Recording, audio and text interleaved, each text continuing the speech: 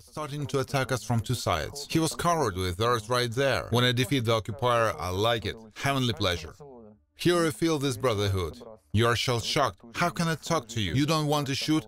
Take a shovel and go dig trenches. It's better to go fight for my family than to have some scoundrels here creating terror with weapons on my land.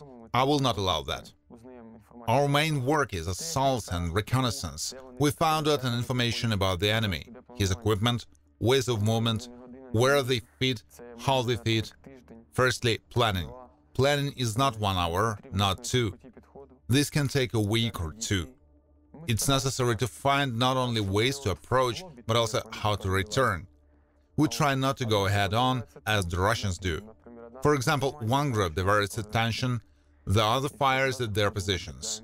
After that, we go, storm, and secure the position. I will tell you a story. My comrades and I stormed the trench, and to the right was their dugout. We immediately went down there, shot it, visually inspected everything. But there was a hole coming from the dugout, and it was covered with a blanket. 2 occupants were sitting in that hole. I opened the curtain, stumble over a brick, but I hold on and the brick flies down.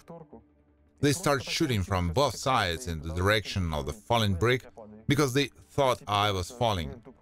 Maybe they shot each other then. Then there were used grenades. No chances at that hole. Did we capture the occupiers? We have not had any cases where they agreed to surrender. More precisely, there were those who agreed, but then killed themselves. Every time something happened. Sometimes they got a grenade, sometimes something else.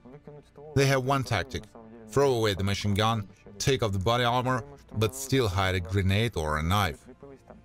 It happened that we stormed the company here. The entire structure collapsed and cry for help was heard from under the rubble. I told him to throw away all the weapons and then get out. I told him that no one would kill him, and if he surrendered and made no surprises, there were no questions, he would be fine. He asked to help him to get out of there. After that, he throws out a machine gun and holds out his hands to me. I extend my hands to help him, and he puts the grenade right in my hand with his other hand and holds it tightly. My comrade saw this, and he pushed him back down, and he was immediately buried in the ground. My heart, of course, was beating like crazy. The panic was severe. I realized that it was a grenade, and it could be my last action. And my wife and child are waiting for me at home. At that moment, it was scary. Adrenaline is felt every time during direct contact with the enemy, during every firefight. And these actions are not happening in silence. Everyone is shouting during battles. They shout, "Get out of here!" And you shout them, "You go home, this is my homeland, why did you come here?" Adrenaline and even a smile until something happens.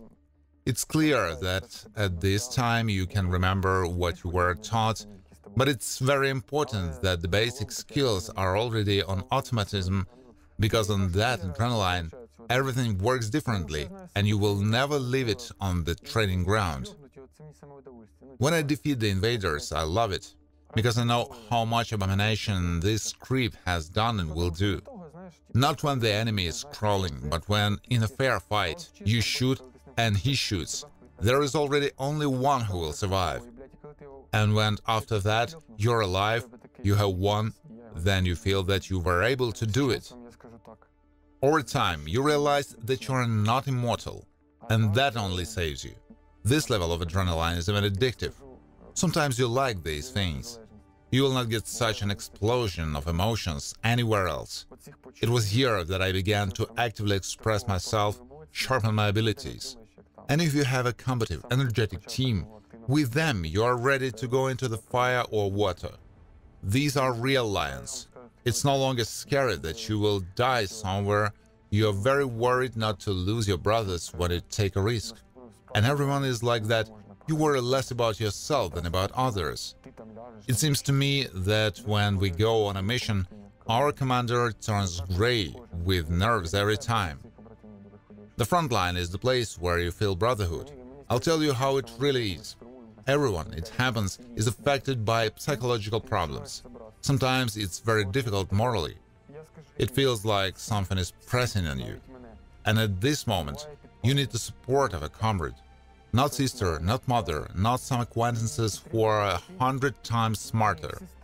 You will hear only a comrade in arms who has passed through the most hellish hole with you. He will hug you and say, "Bro, everything will be fine. You see, everything is clear and we will be able to do everything. I'm next to you." This is the best support. And then it becomes easier. We trust each other.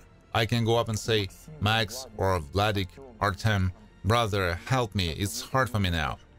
He will hug you, talk to you, and everything will be fine. I understand that kind of support. And with society, there is already a barrier in the perception of reality. In peaceful cities, you can hear, "You're shell-shocked, how can I talk to you?" I have heard about such stories as when a soldier goes home without a leg, then he have an attack on the way, similar to epilepsy, and people do not come to help because they don't know what is that they are afraid of it. Or someone drives from the front and it stinks from him because he had another place to wash, and he's kicked out of the transport. There are people who are indifferent. Many thanks to those people who help us even at this time. They help a lot and we are very grateful. I know that many people help from abroad, and my friends who have gone abroad help even from there. About the fact that not every person is capable of fighting. A new fighter comes, he could be motivated and good, but before the fight he will sit down and say, "I can't, I'm afraid." And that's all. Finish could come to the whole team. You need such a team to be 100% confident in it. Then you go on an assault and know that if an unforeseen circumstance happens, the person next to you will not freeze, will not say that he was not taught this. And you think that he will cover you, but he's already flying in the sky in his thoughts. If you're afraid to storm, shoot, then take a shovel and dig. This is already a big plus. It's elementary that everyone should protect his family, his children. He grew up, lived here, and now so many innocent people have been killed. How many children were killed by these occupants? How many young boys died? The first thing to fight for is for yourself, your family, and all those killed by the Russians. I'm scared too, but I know that I have to do. I'm waiting at home. I have friends, wife, parents, sister. I want to live in a free state. It's better to go fight for my family than to have some scoundrels here creating terror with weapons on my land. I will not allow that.